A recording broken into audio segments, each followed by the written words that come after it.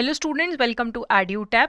तो आज के जैप फ्री ऑनलाइन सेशंस में हम जो टॉपिक डिस्कस करने वाले हैं that is HUF, Hindu undivided family. तो ये जो आपकी सीरीज है जैप फ्री ऑनलाइन क्लासेस, इसमें हम हर हफ्ते मंडे टू सैटरडे कुछ नए टॉपिक्स लेके आते हैं जैप से रिलेटेड, जैप एग्जाम के रिलेटेड, और हर वीडियो के एंड में उससे रिलेटेड कुछ MCQs भी डिस्कस किए जाते हैं। तो आज का हमारा टॉपिक है HUF, Hindu undivided family. Hindu undivided family को कौन सा लॉ रेगुलेट करता है? उसे रेगुलेट करता है हिंदू लॉ। तो हमारे पास है हिंदू सक्सेशन एक्ट 1956, और उसके बाद मेजर चेंजेस लाए गए हैं इस एक्ट में through the Hindu succession amendment act 2005।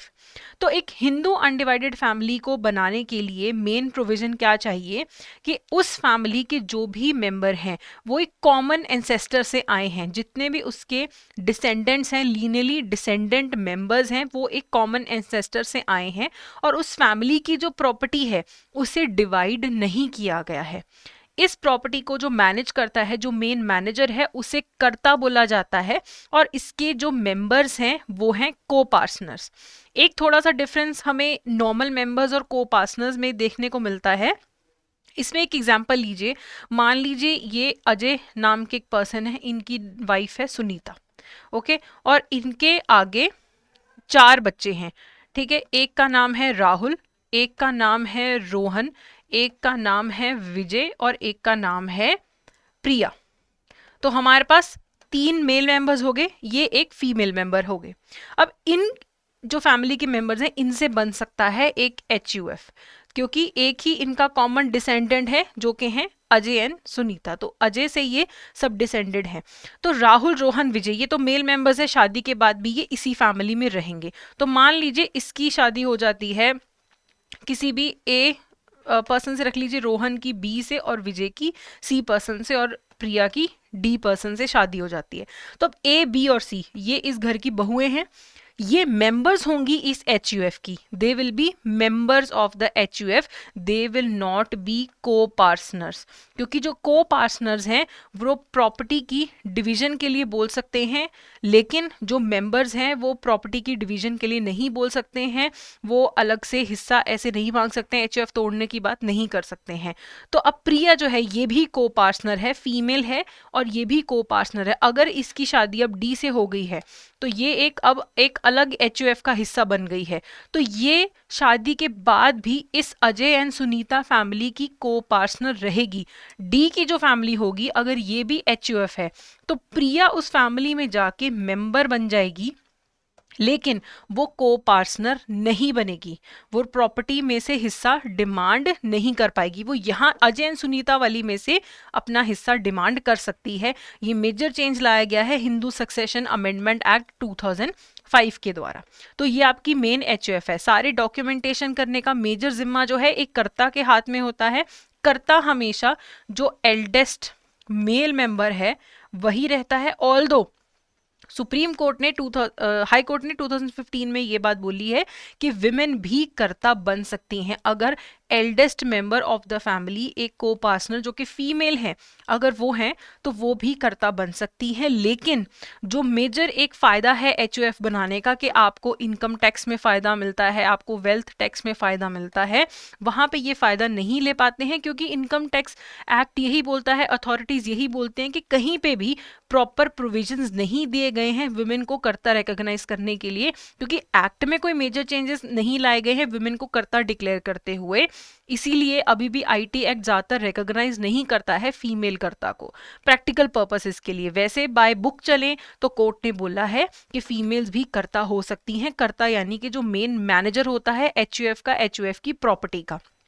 तो HUF का अपना भी पैन कार्ड होगा, और सारे मेंबर्स का अपना इंडिविजुअल पैन कार्ड भी होगा। सब इंडिविजुअली भी टैक्स भरेंगे, लेकिन जो प्रॉपर्टी होगी वो HUF के नाम पे है, पैन कार्ड HUF के नाम का भी बनेगा।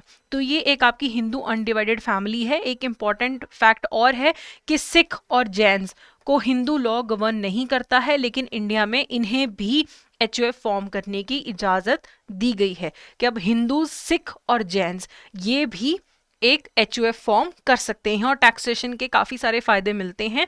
HUF को रिकॉग्नाइज्ड एज पर्सन किया जाता है इन IT act through for the income tax provisions.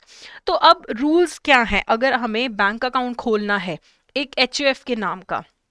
तो यहाँ पे एक बहुत इंपॉर्टेंट रूल है कि जो भी लोन अवेल करने का है प्रोसीजर, वहाँ पे अथॉरिटी एक कर्ता को मिलती है, चाहे इम्प्लाइड समझ लीजिए, एक्सप्रेसली भी और इम्प्लाइड तरीके से भी, कि अगर ये करता है तो ये एचयूएफ के नाम पे लोन ले सकता है, सारे डॉक्यूमेंट्स को एग्जीक्यूट कर सकता है। तो ये मान लो ये अजय जी हैं जो कि एचयूएफ के कर्ता हैं, ये इनकी फैमिली में सबसे एल्डेस्ट मेल मेंबर हैं, ये करता है, ये लोन ले सकते हैं एचयूएफ के नाम पे, सारे डॉक्यूमेंट्स का काम कर सकते हैं। अच्छा रहता है अगर एक डेक्लरेशन दे दिया जाए by all the members of HUF कि ये हमारे करता हैं। अगर डेक्लरेशन दे दे तो सही रहता है, कंपलसरी नहीं है डेक्लरेशन देना, दे देंगे तो बढ़िया रहता है डॉक्यूमेंटेशन के लिए। उसके बाद कर्ता के पास पावर है प्रॉपर्टी को ट्रांसफर करने की भी, और इवन रिकॉर्ड रखा जाता है माइनर्स का भी कि कौन कौन माइनर्स हैं इस फैमिली के अंदर, उनके नेचुरल गार्डियन हमेशा उनकी तरफ से साइन करते हैं अगर कोई भी डॉक्यूमेंट साइन करना हो। तो अलग अलग पर्पसेस के लिए, जैसे कि इनकम टैक्स एक्ट के लिए के अंडर आपको कोई प्रोविजन चाहिए एचयूएफ का, आपको कुछ फैसिलिटी अवेल करनी है, तो अगर आपके पास डीड होगी ये बताते हुए कि ये हमारी एचयूएफ है, तो ही आप फैसिलिटीज अवेल कर सकते हैं। जहां तक आईटी एक्ट की बात है, जो बैंक अकाउंट खोलने के लिए कहीं पे भी डीड की रिक्वायरमेंट नहीं है आपको एचयूएफ की। अब क्या क्या डॉक्यूमेंट्स रिक्वायर्ड है एचयूएफ का बैंक अकाउंट खोलने के लिए? सबसे पहले एक फॉर्म होता है जो अकाउंट ओपन करने का, उस पे सारे एडल्ट मेंबर्स हैं जो एचयूएफ के, उनके साइन होते हैं, सारे एडल्ट मेंबर्स के साइन होंगे। स्पेसिमेन सिग्नेचर होंगे कर्ता के, जब आप बैंक अकाउंट खोलते हैं, आप तो खुलवाते भी हैं, तो एक साइन करवाए जाते हैं कि कल अगर मैच करना होगा तो स्पेसिमेन सिग्नेचर से मैच किया जाएगा, तो कर्ता के साइन करवाए जाते हैं। एक जॉइंट हिंदू फैमिली लेटर लिया जाता है सारे एडल्ट मेंबर से, और जो माइनर मेंबर्स हैं उनकी तरफ से साइन करते हैं उनके natural guardian.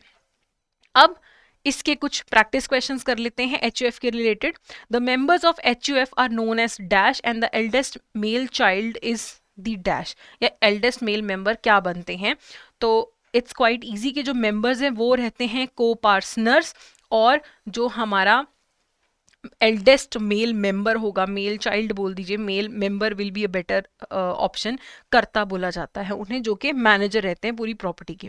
Which of the following statement is correct regarding an HUF account? The karta has implied authority to avail loan, ये करेक्ट है। Withdrawal of one of the co partners can put the existence of the firm in jeopardy, कि अगर एक person withdraw कर ले उस property में से, एचयूएफ में से विड्रॉ कर ले, तो क्या उस एचयूएफ का एग्जिस्टेंस खतरे में आ जाता है? जैसे हमने यहाँ पे एग्जाम्पल किया था कि मान लीजिए विजय है, विजय बोलता है मुझे इस एचयूएफ का मेंबर नहीं रहना, मुझे अलग हो जाना है, वो क्विट कर देता है एचयूएफ में से, तो एचयूएफ स्टिल स्टैंड करेगा, उसकी जो एग्जिस्टेंस है उस पर कोई भी प्रॉब्लम नहीं आएगी। कल प्रिया बोलेगी मुझे नहीं रहना यहाँ का एचयूएफ का को पार्टनर, तो वो क्विट कर देगी, तो इसका मतलब ये नहीं है कि वो एचयूएफ को जेपडी में डाल देगी। हाँ, प्रॉपर्टी का डिवीजन हो जाता है अगर एचयूएफ का, फिर दिक्कत आती है वहां पे। अब it is compulsory to obtain the declaration from all the adult members of the HUF specifying the karta. तो मैंने आपको बोला था कि डिक्लेरेशन फॉर्म ये स्पेसिफाई करते हुए बताना कि ये करता है, ये कंपलसरी नहीं है, लेकिन अगर कर देंगे ऑब्वियसली जितने बढ़िया से डॉक्यूमेंट सबमिट करेंगे उतना आपके लिए सारा लीगल प्रोसेस इजी रहता है। तो बैंक अकाउंट खोलने के लिए कंपलसरी नहीं है डिक्लेरेशन, करेंगे तो सही रहेगा। तो ये भी ऑप्शन गलत है। तो सही हमारे पास है कि कर्ता के पास अथॉरिटी है लोन लेने की, इम्प्लाइड है, लिख के नहीं भी दें, इम्प्लाइड होता है कि करता है तो इसके पास पावर है। Which of the following documents is not required for opening a HUF account? Account opening form signed by all adult members, यहाँ पे फॉर्म ऐड कर लीजिए। अकाउंट ओपनिंग जो फॉर्म होगा सारे मेंबर साइन करेंगे, हाँ जी करेंगे। Specimen signature card signed by कर्ता, कर्ता के स्पेसिमेन सिग्नेचर लगते हैं। Pan card of all adult members, ये क्यों नहीं चाहिए हमें? हमें तो एचयूएफ का पैन कार्ड चाहिए होगा अगर कहीं रिक्वायरमेंट भी है, क्योंकि एचयूएफ का अलग से पैन कार्ड बनता है, तो मेंबर्स के पैन कार्ड की ज़रूरत नहीं है, क्योंकि मेंबर्स अपना अलग से टैक्स भरते हैं, उनका अलग एक पैन कार्ड होगा, एचयूएफ का अलग से होगा। HUF letter signed by all adult members, ये भी एक लेटर साइन करवाया जाता है, वो भी रिक्वायर्ड होगा। बाकी क्या रिक्वायर्ड नहीं है, pan card of all adult members. इसके बाद एक होमवर्क क्वेश्चन है जिसका आंसर आप मुझे कमेंट सेक्शन में देंगे, विद एक्सप्लेनेशन देंगे, तो बाकी लोगों की भी हेल्प हो जाएगी। Which of the following is incorrect regarding an HUF account? When a daughter marries she continues to be a co partner in her father's HUF while joining her husband's HUF। कह रहे हैं कि अगर एक डॉटर मैरी करती है, जैसे कि हमने देखा था प्रिया नाम की लड़की है, उसने डी नाम के पर्सन से शादी कर ली, तो क्या वो कंटिन्यू करेगी एज को-पार्टनर? तो यस करेगी, ठीक है, और अपने हस्बैंड के HUF को भी वो ज्वाइन कर लेगी एज मेंबर। तो इनकरेक्ट देखना है, although Jain and Sikh families can create HUFs even if they are not govern to by Hindu law. तो जैन एंड सिख क्या HUF ज्वाइन कर सकते हैं? A women can not be karta, क्या वुमेन करता नहीं हो सकती है? A junior copartner of the HUF can be appointed as the karta if all the copartner and members give their consent. तो ये बोल रहे हैं कि क्या एक जूनियर को पार्टनर भी HUF का कर्ता बन सकता है? मान लीजिए कि अब ये जो हमने एग्जाम्पल किया था इसमें हमारे पास कर्ता कौन होंगे? अजय जी, जो ये मेन सबसे बड़े मेंबर हैं। अगर ये बहुत ज़्यादा बीमार हो जाते हैं और ये एक जो कर्ता की रिस्पॉन्सिबिलिटीज़ हैं उनको नहीं निभा पाते, तो उनका बेटा राहुल, उनसे तो छोटा ही है, जूनियर को पार्टनर है, लेकिन अगर सारे लोग अग्री कर जाए कि इन्हें को पार्टनर को इन्हें कर्ता बना दिया जाए, तो क्या ये कर्ता बन सकते हैं जबकि जो सबसे सीनियर मेंबर है वो अभी जिंदा है? तो क्या ये ऑप्शन अवेलेबल है या नहीं है? तो इसमें से आपको थोड़ा सा लॉजिक लगा के करेंगे तो ये क्वेश्चन हो जाएगा, एलिमिनेशन से करें तो पूछा गया है इसमें इनकरेक्ट। तो प्लीज कमेंट सेक्शन में जरूर कमेंट कीजिएगा। तो ये था आपका आज का session. Thank you so much.